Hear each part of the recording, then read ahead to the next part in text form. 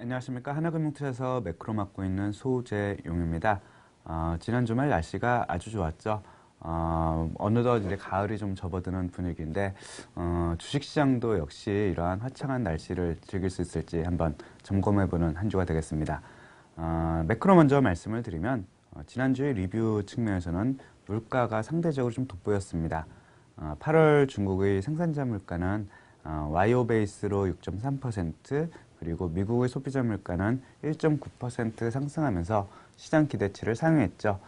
결국 최근에 디플레 논란이 다시 좀 재점화되는 양상이었지만 중국 측면에서는 공급 축소, 그리고 미국은 수요 증가라는 측면이 어쨌든 물가에 일정 부분 반영됐다라는 측면에서 G2의 양축은 여전히 무난하다라고 생각을 하고 있습니다.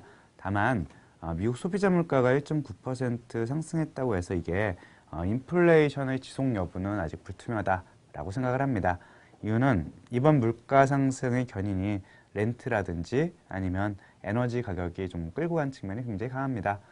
주택시장의 과열, 그리고 그 폭풍에 따른 그 에너지 가격 상승, 이러한 것들이 겉들어졌기 때문에 지속성 여부는 조금 더 체크해야 되는 변수가 아닌가라고 생각합니다. 물가를 말씀드린 이유는 이번 주 관전 포인트는 결국 FOMC가 될 가능성이 크기 때문이겠죠. 두 가지 포인트를 갖고 있습니다.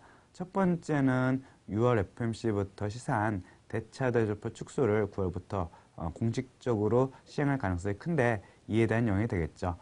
참고로 2006년 BOJ가 실행한 경험이 있는데 이 당시에는 금리 급등, 그 다음에 엔화 강세, 주가 하락 이런 시장 충격을 야기했기 때문에 일정 부분의 경계감은 불가피하다라고 생각을 합니다. 근데 BOJ와 FRB는 분명한 차이점도 있다라고 생각을 합니다. 첫 번째로는 BOJ가 당시에 4개월간 굉장히 짧은 시기에 과격하게 대차표 축소를 했기 때문에 시장 충격이 있었고, FRB는 이 시행 기간을 최소 5년 정도 끌고 가기 때문에 타임 호라이즌이 굉장히 길죠. 그리고 현재 계획하고 있는 재투자 축소분보다 훨씬 더 많은 만기 도래가 있기 때문에 결국 대차 대조표 축소에도 불구하고 FRB는 국채를 매입하는 기관으로 남아있을 가능성이 크다. 그러면 이로 인해서 수급이 꼬여가지고 금리가 우려하는 만큼 급등할 가능성은 낮지 않나라고 생각을 합니다. 두 번째 관전 포인트는 연준의 장기 물가 전망과 점도표의 유지 여부겠죠. 일단 왼쪽 그림에서 보시는 것처럼 소액에는 필립스 커브라는 게 있죠. 실업률이 떨어지면 물가가 오른다라는 경험적인 논리인데, 지난번 2003년에 있었던 금리 인상보다 분명히 현재의 미국 경제는 낮은 인플레이션, 즉 필립스 커브의 공률이 낮아졌다라는 측면에서 인플레이션이 과거보다 높아질 수 없는 구조다라고 생각을 합니다. 결국 그 과정에서 2.0%로 설정된 장기 물가가 내려온다면 2018년 이후 점도표도 내려올 가능성이 있기 때문에 이 부분을 조금 더 주의 깊게 보시는 FOMC 관전 포인트로 삼으시면 될 것 같습니다. 여기까지가 매크로 말씀이었고요. 이어서 주식 말씀 듣도록 하겠습니다. 예, 안녕하십니까. 주식 전략 담당하는 이재만입니다. 오늘 말씀드릴 부분은 아무래도 이제 긴 추석 연휴 이전에 한 10거래일 정도 전이기 때문에 추석 연휴 관련한 생각과 그리고 추석 연휴 이후에 대한 생각을 잠시 좀 말씀드리도록 하겠습니다. 일반적으로 연휴 기간이 좀 긴 연휴가 돌아온다라고 하게 되면 내국인들이 좀 주식을 회피하는 경향은 분명히 좀 갖고 있다라고 생각을 하시면 될 것 같아요. 특히 기관 투자가들이 여기에 중점적으로 모습이 서 있지 않을까라는 생각을 하고 있습니다. 과거에 보시게 되면 아무래도 추석 연휴 이전, 대략적으로 10거래일 전 이전부터 주식을 좀 매도하는 경향이 좀 강해진다는 특성도 분명히 기관 투자자들로부터 나타날 수 있는 특성이고, 이 과정에서 좀 생각해 봐야 될 부분 중에 하나는 최근까지 좀 수익률이 좋았던 업종이라든가 섹터, 예를 들면 소재하고 정유 섹터가 되겠죠. 이런 쪽에서는 좀 비중이 축소되는 경향이 나타난 특징이 있을 수 있다는 점과, 반대로 여태까지 굉장히 비중을 많이 축소시켰던 은행이라든가 아니면 필수 소비재라든가 아니면 산업재 이런 쪽들로 순환매가 좀 형성이 되게 되면서 전체적으로 조금 자신의 포트폴리오 자체를 인덱스화 시키려는 경향이 굉장히 강해진다는 특성은 분명히 있는 것 같습니다. 아무래도 순환매라는 형태의 모습 자체가 어떻게 보게 되면 추석 이전까지 주식시장의 상당 부분 전개될 양상이 많다는 특성을 좀 분명히 갖고 있죠. 근데 조금 중기적인 입장, 즉 한 분기 정도의 생각을 가지고 잠깐 말씀을 드리게 되면 되면 시장을 실제로 주식은 어떻게 해야 될까, 즉 비중을 늘려야 될까 축소해야 될까를 먼저 생각을 해본다라고 하게 되면 한국 기업들은 특히 수출과 매출, 영업이익이 모두 다 연결고리가 굉장히 강하다는 특징이 있죠.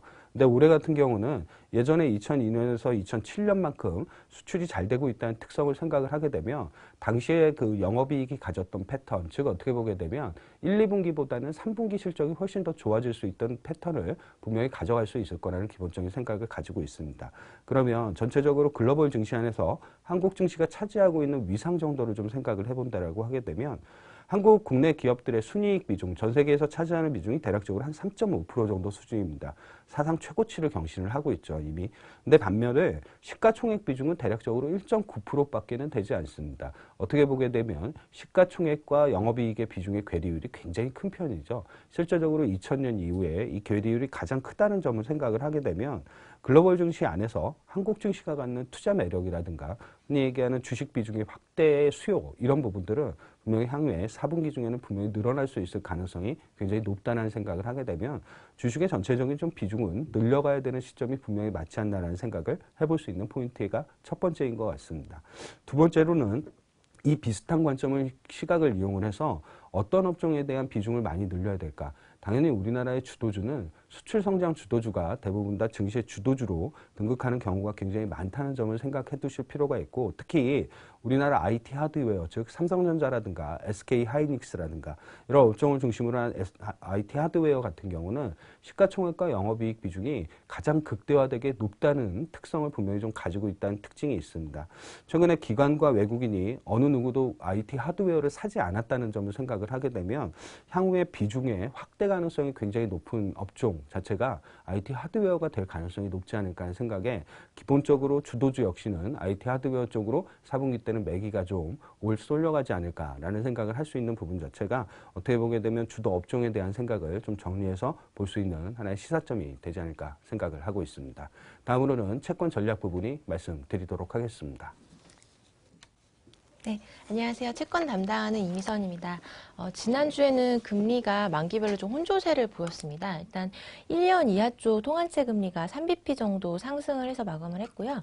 네, 국고 3년은 2bp 하락을 했고 10년 금리도 2bp 상승을 했습니다. 그리고 초장기 쪽에 속하는 30년 금리는 2bp 정도 다시 하락을 했습니다.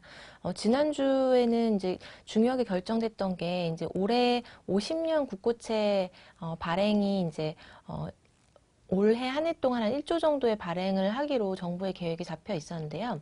상반기에도 한 3천억 원 정도 발행만이 있었습니다. 그래서 하반기에도 이제 이 부분에 대한 보험사들을 대상으로 수요 조사가 있었고요.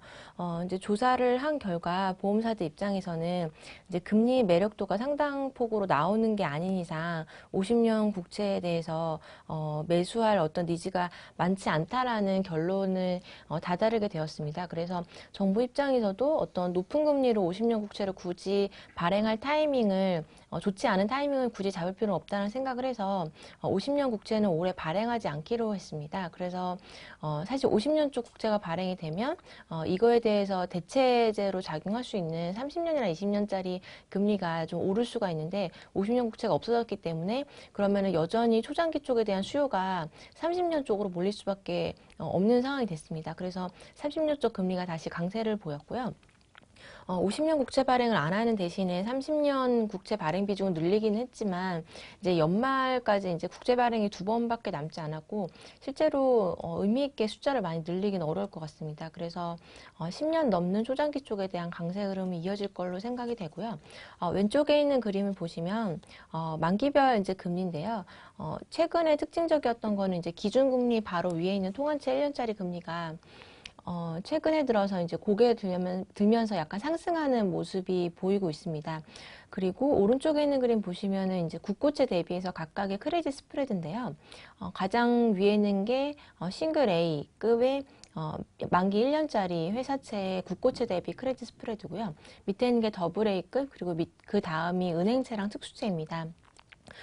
보시면은 이제 작년 16년 9월과 17년 1월 사이에도 한번 스프레드가 벌어졌다가 그다음 연초로 가면서 줄어든 적이 있었고요.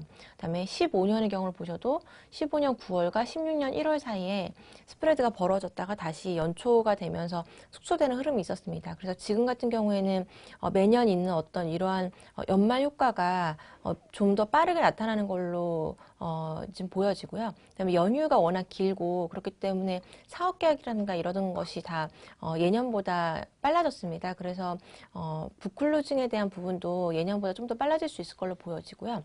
그다음에 연말이 되면 늘 회사채의 어떤 은행에 대한 어떤 자금 조달 수요가 늘어나면서 은행채 발행이 늘어나고 이걸로 인해서 크레딧 스프레드가 벌어지는 이런 모습들이 반복이 됐는데 이번에도 이제 이런 요인이 작용을 했고요. 그다음에 다른 때보다도 좀 더 은행채 크레딧 스프레드가 더 벌어지는 그런 특징이 두드러지는 이유는 이제 내년부터 이제 적용이 될 바젤 3에서의 신규 유동성 규제가 이제 시작되기 때문이라고 생각이 되는데요. 이제 이러한 부분이 앞으로의 크레딧 스프레드 쪽에 영향을 미칠 수 있을 걸로 보입니다. 그래서 바젤 3 신규 유동성 규제로 내년부터 적용이 되는 게 NSFR 규제입니다. 이거에 따르면은 이제 주로 이제 은행채 쪽으로 이제 자금 조달을 한 부분에 대해서는 규제 비율이 불리하게 숫자가 적용이 되기 때문에 은행들 입장에서는 이제 은행채를 주로 사는 쪽이 은행인데 은행채에 대한 투자가 다소 줄어들 수 있는 그런 요인으로 작용을 하게 됩니다. 그래서 일단 연말 효과가 늘 있는 부분이 같이 작용을 하고 있고요. 그 다음에 내년부터 적용이 되는 신규 유동성 규제가 이 은행채에 대한 어떤 수요를 다소 줄일 수 있는 그런 요인으로 작용을 하고 있는 걸로 보입니다. 그리고 이제 이번 주에 있는 FOMC에서는 앞서도 말씀하셨던 것처럼 10월부터 이 대체살표 축소를 시작을 할 것이라는 발표를 할 걸로 생각이 되고요.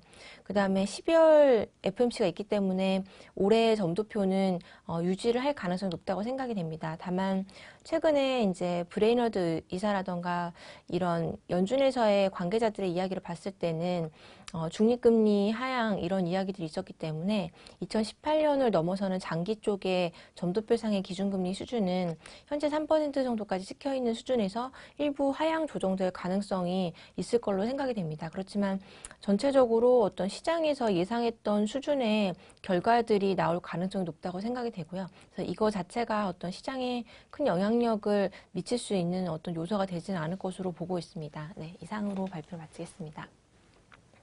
네, 종합해보면 FMC 이벤트에 대한 경계감은 그렇게 크지 않다라는 쪽의 입장이지만, 그럼에도 불구하고, 장기 연휴에 따른 수급 공백에 대한 부담은 일정 부분 노출됐기 때문에 이 부분을 체크해야 된다라는 말씀인 것 같습니다. 그럼에도 불구하고 주식 같은 경우에는 오히려 장기 추세 쪽을 염두에 두고 살 수 있는 기회로 삼는 것이 좋겠다라는 말씀인 것 같습니다. 환절기 건강 조심하시고 이번 주에도 즐거운 한 주 되시기 바랍니다. 고맙습니다.